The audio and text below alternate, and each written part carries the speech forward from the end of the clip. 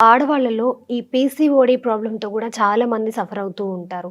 పాపం దానికి ప్రతిరోజు పొద్దున్నే మెడిసిన్స్ తీసుకుంటూ ఉంటారు. ఇలాంటి ప్రాబ్లమ్స్ కూడా చూస్తూ ఉంటాము. అసలంటే దీనికి ఏదైనా ఆయుర్వేదంలో మంచి చిట్కా ఉందా? పీసీఓడితో సఫర్ అయ్యేటువంటి పేషెంట్స్ ఎంతోమంది వస్తుంటారమ్మా. దీనికేంటంటే అమ్మా నల్ల నువ్వులు, ఓమము, మెంతులు. హ్మ్.